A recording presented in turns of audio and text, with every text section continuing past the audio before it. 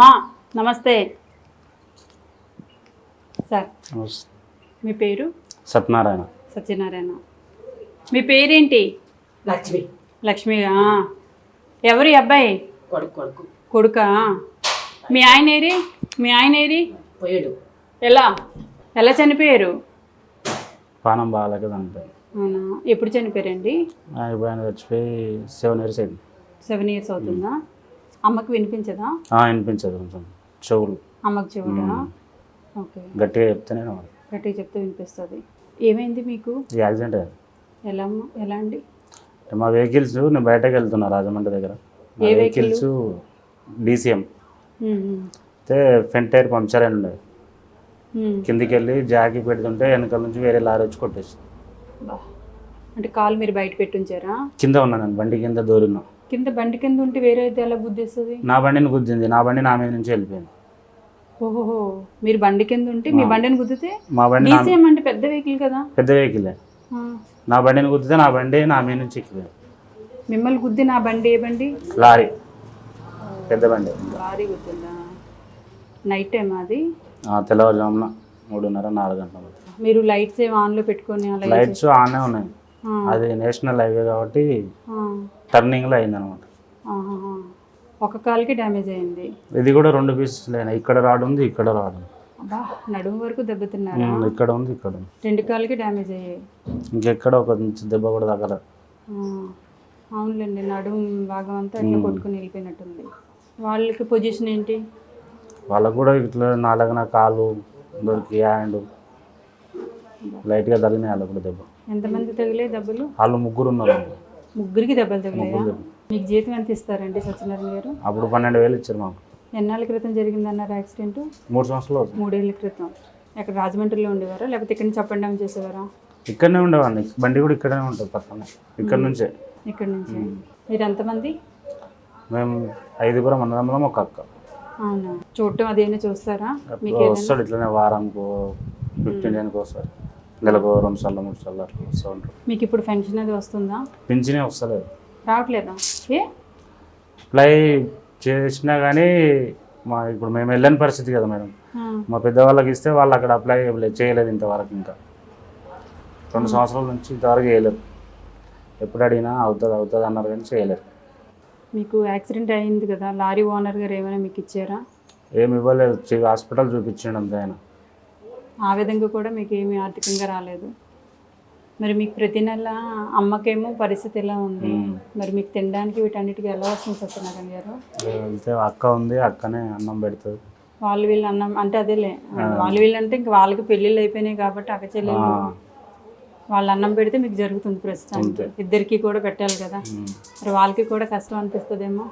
కష్టం అనిపిస్తుంది. పెళ్ళి అవ్వలేదా మీకు? అయింది. మరి ఇప్పుడు లేరా? లేదు, అక్కడ వాళ్ళ అమ్మగారింటి దగ్గర ఉంది. ఎప్పుడు వెళ్ళిపోయారు? ఆమె వెళ్ళిపోయి ఇప్పుడు 12-13 సంవత్సరాలు అవుతుంది. 12-13 సంవత్సరాలు. మీ యాక్సిడెంట్ టైంలో అయితే మీతో లేరు, కలిసి లేరు. ఎందుకు అన్నేళ్ళ క్రితమే ఎందుకు వెళ్ళిపోయింది? అంటే ఆమె కొంచెం అప్పుడు ఫస్ట్ మ్యారేజ్కి ముందుకు నాకు చెప్పలేరు. మ్యారేజ్ అయ్యింది, నాకు 2 అమ్మాయిలు.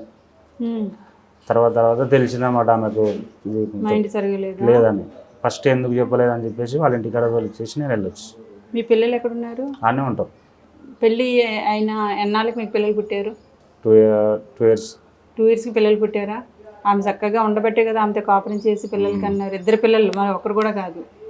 ఆ తర్వాత హెల్త్ ఏదైనా అయినా వాళ్ళ అమ్మాయిలు ఎందుకు చూపించాలి? మీకు చేతనైతే మీరు చూపించుకోవాలి. అంతే, చిన్నప్పటి నుంచే ఉందంట, మాకు చెప్పలే. పోనీళ్ళండి, ఇప్పుడు చేసేసుకున్నారు కదా, పిల్లలు కూడా కన్నారు కదా, చెప్తే ఏంటి చెప్పకపోతే ఏంటి? ఇప్పుడు ఆవిడకి ఏదైనా కష్టం వస్తే అలా వదిలేయకూడదు కదా. ఈరోజు మీకు ఈ కష్ట సమయంలో ఆవిడ ఉండుంటే బాగుంది కదా. ఉన్నా ఏం చేసాం, అప్పుడున్నా కానీ ఏం చేయలేదు. పిల్లలను చూసేది కాదు, ఏం లేదు. అయితే మ్యారేజ్ లైఫ్లో కూడా మీకు మనశ్శాంతి లేదు, జీవితంలోనేమో ఎట్లా జరిగింది, యాక్సిడెంట్ జరిగింది. మీరు ఏ దేవుడిని కొలుస్తారు? మల్లన్న, కుమరేలు మల్లన్న. మల్లన్నని మీరు అడగలేదా ఏంటి మల్లన్న నా జీవితం ఎలా అయింది అని? అడిగినా ఆయన చేసిండు, బతికిచ్చిండు. ఇదే ఇప్పుడు అంతే. అంతే మేడం, మా పరిస్థితి ఇట్లా అయిపోయింది. ఎట్లా ఏదో అనుకుంటే ఏదో అయిపోతుంది. సరే, మీకు నేను తినడానికి రైస్ అవి ఇస్తాను, తీసుకుంటారా? మీరు ఏమైనా కొనుక్కోవాలి, ఏదైనా తినాలి అని అనిపిస్తే మీకు ఏంటి పరిస్థితి? ఏం లేదు, ఇక అలా సైలెంట్గా ఉండడం. ఎవరిని నోరు తెరిచి కూడా అడగడానికి లేదు కదా.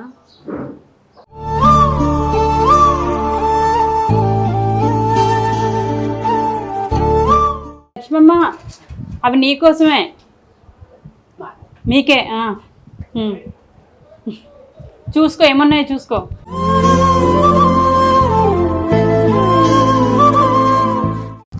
కిరాణా సామాన్లు అన్నీ ఉంటాయండి. కందిపప్పు ఉందా చూడండి. కందిపప్పు ఉంది, ఉప్పు ప్యాకెట్, సర్పు. చెప్పండి 500 కావాలండి. 500 కావాలంట. బియ్యం ఇవి 500 తీసుకురా, ఫంక్షన్ వస్తుంది కదా.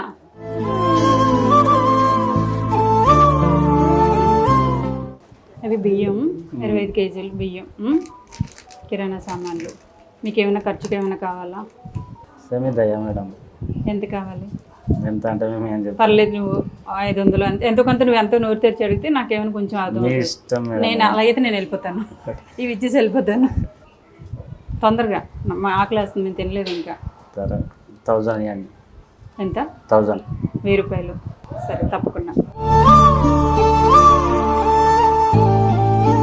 చీర చూడగానే ఆనందం వచ్చిందా?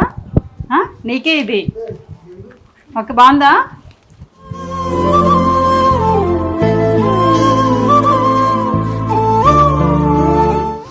నేను నీకు ఇస్తున్నాను. మీకు అకౌంట్ నెంబర్ ఉందా మీ పేరు మీద? అకౌంట్ నెంబర్ ఉన్నది కానీ దాంట్లో కొత్తది ఉంది, ఇంకా వాడలేం కదా దాన్ని. ఈ రోజు నుంచి ప్రారంభించండి. ఇకపై నుంచి మీకు ఎవరైనా ఏమైనా ముందుకు వచ్చి హెల్ప్ చేయొచ్చు. సరేనా? ఫస్ట్ బోని నా డబ్బులతోనే మీరు వెళ్ళి వేసుకోండి. ఓకే? సత్యనారాయణ నేను మీకు ఇస్తున్నాను 10,000 రూపాయలు.